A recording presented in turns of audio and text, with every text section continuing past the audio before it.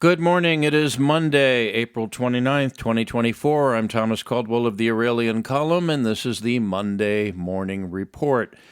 To start, I'd like to follow up from last week, the U.S. Congress deciding to pass law that would give billions of dollars to Ukraine, Israel, Taiwan, and indirectly to the military-industrial complex. In what is going to be a moment that will live in infamy, the waving of the Ukrainian flags on the floor of the House of Representatives was something quite reprehensible. When I did the report last week, I had not yet seen that video. When I did see it, I was rather sickened. They were Democrats, of course, at least the ones that I saw, throwing away billions of dollars they don't have into what is arguably the largest money laundering scheme in human history. Now, these people have no loyalty to the United States or its people.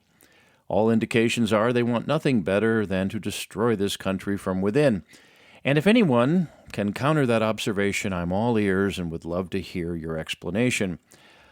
Now, I've been working on something I was calling The Poor Man's Guide to Lobbying, but given how far things have gone and are continuing to go, I think it needs a little bit more work before I can put it out there. So stay tuned on that one. In the meantime, if anyone does have a list of everyone who was waving a foreign national's flag on the floor of the House of Representatives, I would love to see it. Speaking of an abyss, all the thousands of Palestinian protests around the world in cities, towns, villages, and what seems to be most of the larger colleges and university campuses in Western countries of all places. Now, those have gone from being pro-Palestinian to overtly anti-Israeli. Quite a bit of worm is turning in that one. The bombing of Gaza continues, as has the uncovering of mass graves. There's quite a few news sources out of the Middle East, which are basically nonstop visuals of people weeping over the corpses of their loved ones, many of whom are children. And no, I don't think it's all fake. The anger and revulsion of what is going on in the unholy land has raised the concern, if not the outright anger, of billions of human beings on this planet. Israel has now become the most hated country on earth and will probably retain that title for the foreseeable future. The United States, of course, which has gone along with, financed, and provided most of the weapons for Israel's destruction of Gaza and the deaths and injuries of tens of thousands of its residents, well, the U.S. government has lost just about all its credibility as an advocate for peace and human rights. And whatever you think of all the student protesters currently getting beaten, tasered, arrested on university campuses, those images are the best ambassadors this country has to communicate to the rest of the world that there are many Americans that have not gone completely over to the globalist dark side. Oh, and for those who are sticking to the line that the terrorist group Hamas started this more recent conflict, well, to quote a North Vietnamese colonel speaking to his American counterpart back in Hanoi in 1975 as the city of Saigon fell and that insane war was drawing to a close, that may be true, but it is also irrelevant. In brief, the Israelis fell for the trap that Hamas set for them. You fall for a trap, you end up in the trap. So that part of the world does need to be watched as it continues to go where it goes.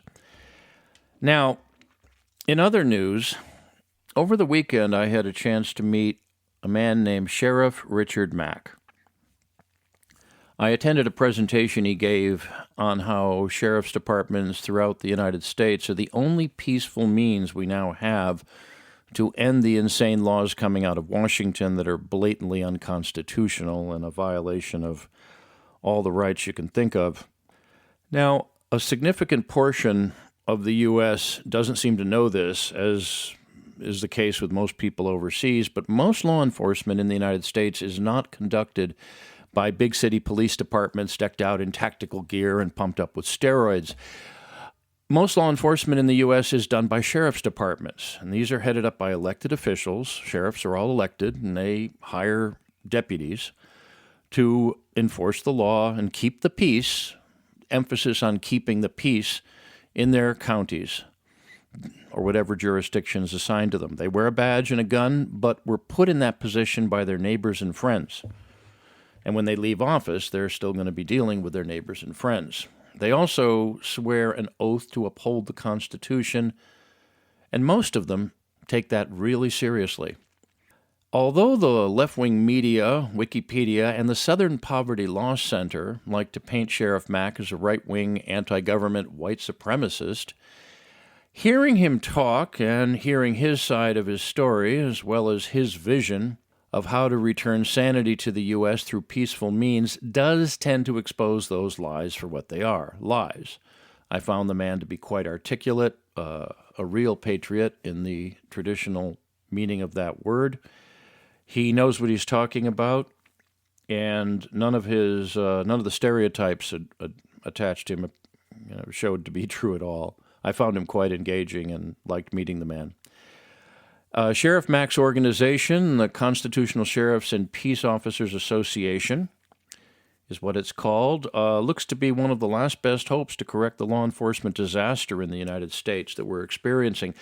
I suggest you check this out. Their website is www.cspoa.org. Again, that is www.cspoa.org. Okay? It's always best to get the facts from reliable sources, and that's usually the source of the information itself. Now, that's about it for this week. I do have a lot of work coming up. Those of you who have been asking me to please do a Q&A, I hope to get to that soon. Yes, I do have more stuff coming out in written form. That is something that, because of other obligations, I've had to put a bit on the back burner, but I do plan on getting back to that. You expect to see some good stuff coming up in May, but doing the weekly report is something I just have to keep doing. If you like what you hear, please be sure to subscribe and share this podcast with others. Also consider a paid subscription. That does help things out a bit and keep the lights on. And donations are also accepted. In the meantime, if you do need to contact me, I can be reached at feedback@aureliancolumn.com. feedback@aureliancolumn.com. I can also be reached on Twitter, which is now known as X, and my handle there is MICCAMPEN. That's MICCAMPEN. That's it for today. Until next time, be good, be safe, be vigilant, and good day.